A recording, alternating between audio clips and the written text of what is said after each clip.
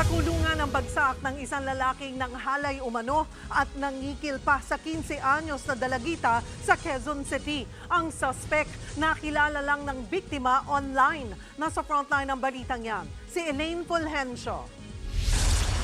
Pinadapa at agad na pinusasan ng NBI Violence Against Women and Children Division ang 25 anyos na lalaking yan sa isang mall sa Quezon City.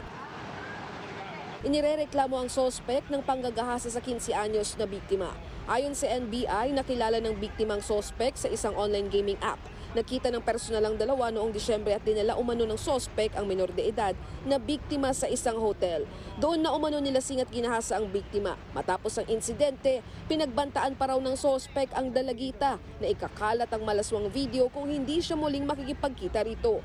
Continuous yung pagte-text, pagme-message dito sa ating biktima at tinitreaten itong ating biktima na ikakalat yung kanyang mga videos, mga sexual videos pag hindi siya makipagkita. Nakapagsumbong naman ang dalagita sa kanyang mga magulang na nakipag-ugnayan sa otoridad para ipahuli ang sospek. Itinanggi naman ng sospek ang paratang. Sinampahan na siya ng reklamong anti-online sexual abuse and exploitation of children.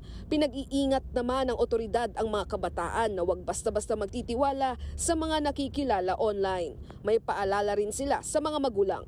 Bantayan ho natin, kilalanin natin yung mga kausap nila online para mabantayan natin kung nag-groom na ba tilo or in-exploit na ba yung kamusmusan ng ating mga bata at makuha yung mga gusto nilang kahalayan dito sa ating mga bata. Nagbabalita mula sa Frontline, Elaine Fulgencio, News 5. Mga kapatid, Cheryl Cosim po, huwag maging huli at maging una sa lahat sa balitaan. Para sa tuloy-tuloy na talakayan sa Frontline, mag-follow at mag-subscribe sa social media pages ng News 5.